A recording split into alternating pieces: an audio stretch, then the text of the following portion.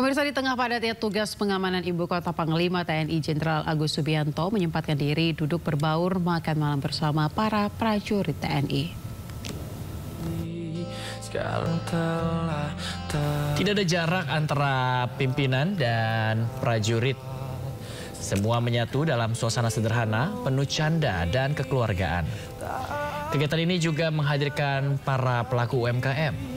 Dari makanan tradisional, jajanan kekinian, hingga minuman segar, semua tersaji untuk dinikmati. Kehadiran Panglima TNI dan ribuan prajurit yang terlibat dalam pengamanan membuat lapak UMKM laris manis. Panglima TNI berbaur tanpa sekat, menikmati hidangan bersama prajurit, sekaligus ikut meramaikan geliat UMKM di jantung ibu kota.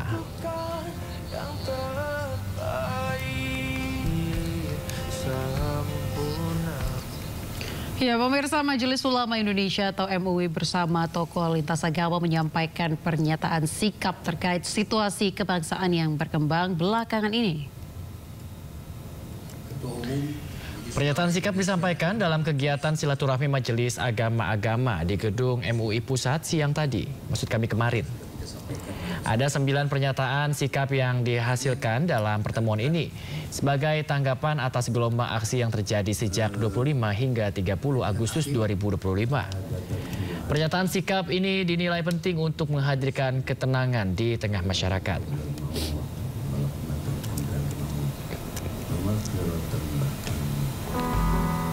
Dan pemirsa, berikut 9 pernyataan sikap tokoh lintas agama. Yang pertama, duka cita yang mendalam untuk para korban unjuk rasa. Kedua, mari bijak dalam menerima dan menyebarkan informasi. Dan ketiga, waspada terhadap segala bentuk upaya adu domba. Yang keempat, pemirsa, sampaikan aspirasi dalam bingkai kebenaran, kasih sayang, dan keadilan. Yang kelima, tolak segala bentuk kekerasan dan perusakan fasilitas umum. Keenam, mengajak aparat bertindak adil dan bijaksana.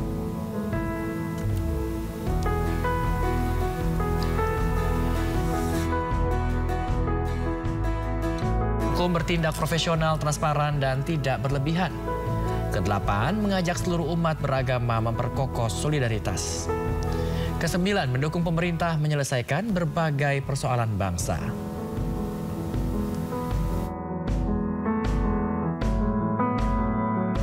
Bahwa hak menyampaikan pendapat itu sesuai aturan dan undang-undang dan juga termasuk ajaran agama, maka itu terus dilaksanakan, dijalankan, tapi dengan cara yang baik, yang jangan sampai melakukan kerusakan-kerusakan.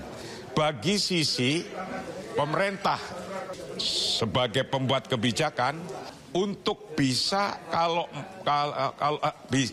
hendaknya mampu untuk mendengarkan apa saja kritik-kritiknya atau pendapat-pendapatnya masyarakat yang disampaikan secara lebih nyaman misalnya, itu akan lebih baik jika ada forum.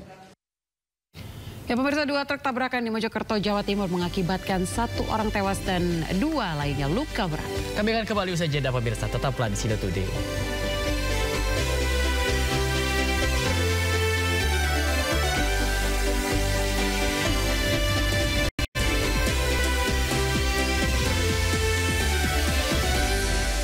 Ya, total 580 orang diamankan dan 89 diantaranya ditetapkan sebagai pelaku perusakan dan pembakaran fasilitas umum serta gedung negara dan kantor polisi Polsek Tegalsari, Surabaya. Ya, sebelumnya unjuk rasa terjadi selama 2 hari di 6 kabupaten kota di Jawa Timur.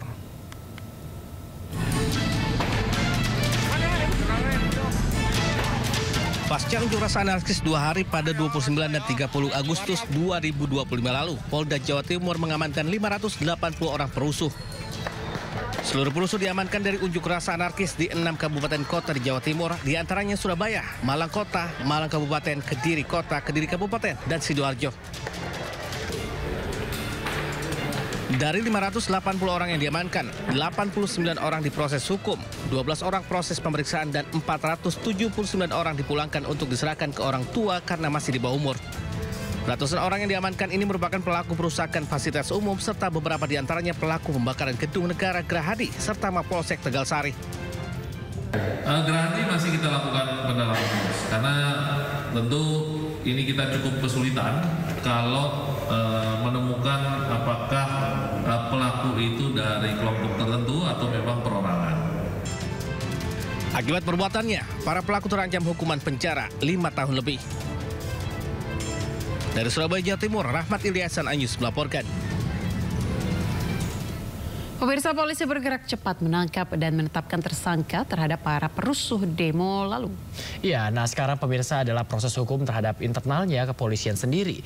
Setelah menahan 7 anggota BRIMOB yang menabrak mati pengemudi ojek online Afan Kurniawan saat demo berlangsung 28 Agustus lalu.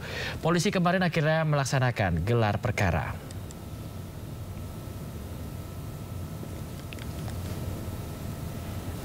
Ya pemirsa, namun polisi belum mengumumkan adanya tindak pidana dalam kasus ini.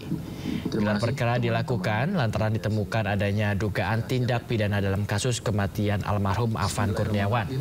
Dalam prosesnya, Divisi Propam Polri membagi 2 kategori pelanggaran kode etik terhadap 7 personil BRIMOB tersebut, yakni pelanggaran berat dan sedang.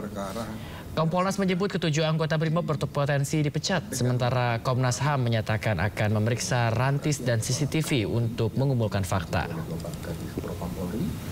Yang kemudian adalah memang mengarah potensial untuk dituntut pada PTDH atau bahasa paling gampang pemecatan.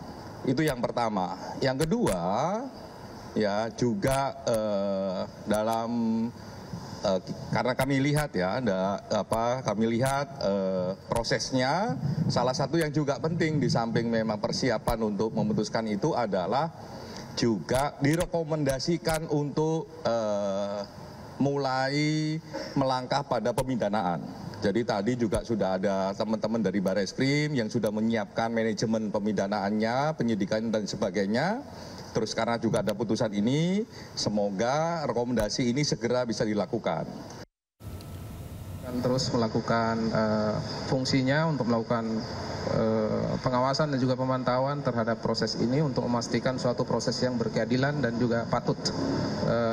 Selain itu, Komnas HAM juga melanjutkan pekerjaan kami untuk melakukan langkah-langkah yang sudah kami sepakati untuk memeriksa rantis dan juga mendapatkan fakta-fakta lain untuk mengumpulkan keseluruhan CCTV yang rekamannya untuk mendapatkan fakta yang utuh terkait awal peristiwa dan hingga pasca peristiwa.